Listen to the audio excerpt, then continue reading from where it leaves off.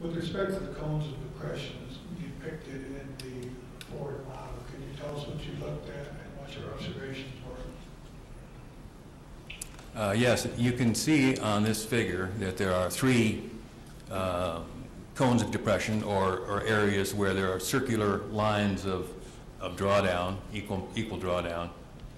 And those three are, there's one here, there's one here, and there's one here.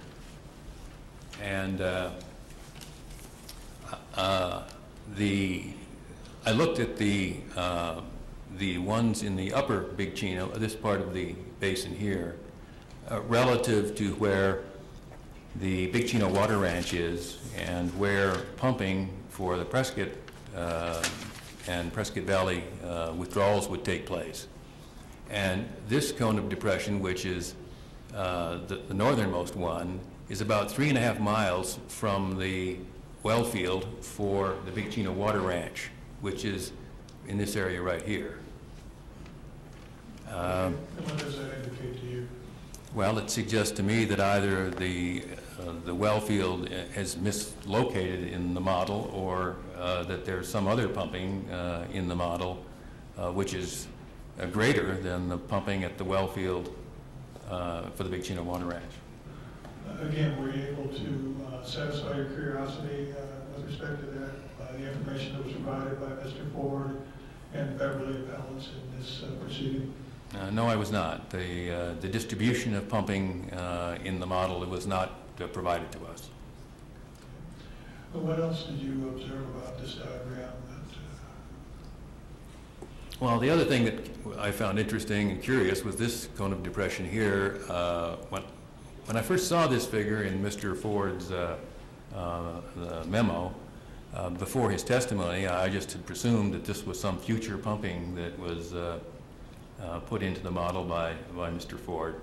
But when he testified that it was not due to pumping, but was due to the intersection of two faults, I found that very curious. And first of all, I looked to see if there were intersection of faults at this location, and I could find none. I looked at the USGS maps of the area. I looked at the Bureau of Reclamation work that had been done earlier, their maps. I could find no intersections of faults in this area. But quite frankly, even if I had, I wouldn't have understood how those faults could produce a cone of depression like this.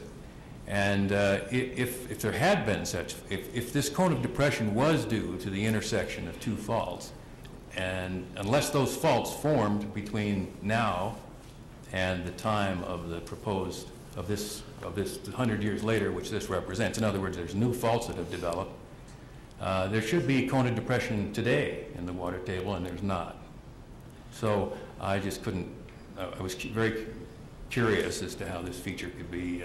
How deep is that cone of depression as depicted in the Ford model?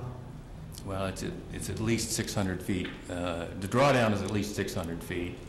Another thing I did was that I subtracted this drawdown from Mr. Ford's pre-development water levels, and I ended up with a water level of about 3,600 feet above mean sea level, which is well below anything in the, certainly currently, or it's well below the springs for that matter, the elevation of the springs. And is there any particular significance? Is there a statement that the bottom of this cone of depression is below the springs?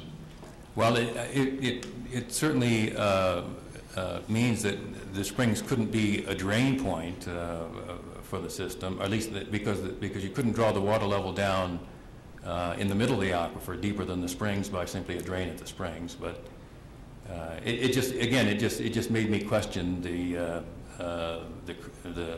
validity of this model.